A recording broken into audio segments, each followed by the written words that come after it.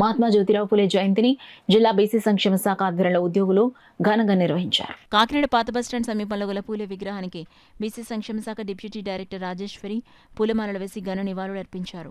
ఈ సందర్భంగా ఆమె మాట్లాడుతూ పూలే జయంతి వేడుకలను రాష్ట్ర ప్రభుత్వం ఆదేశాలతో అధికారికంగా నిర్వహించడం జరిగిందన్నారు. ఈ కార్యక్రమంలో బీసీ సంక్షేమ హాస్టల్ అధికారి టీవీడీ ప్రసాద్, కార్యాలయ ఏవో ప్రసాద్, కార్యాలయ సిబ్బంది, పలువురు బీసీ సంఘాల నేతలు పాల్గొన్నారు.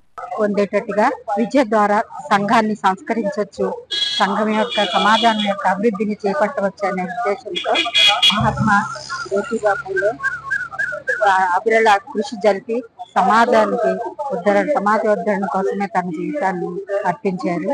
ఆయనకి ఈ రోజుని ఘనంగా నివాళులు అర్పిస్తూ జన్మదిన వేడుకల్ని మేమందరం జరుపుకుంటున్నందుకు మేమెంతో పుణ్యం చేసుకున్నాము, మేమెంతో చేసుకున్నాము. వెనుకబడిన తరగతుల సంక్షేమ శాఖ డివిజనల్ ఆఫీసర్ పెద్దాపల్లి. నా పేరు రాజేశ్వరి.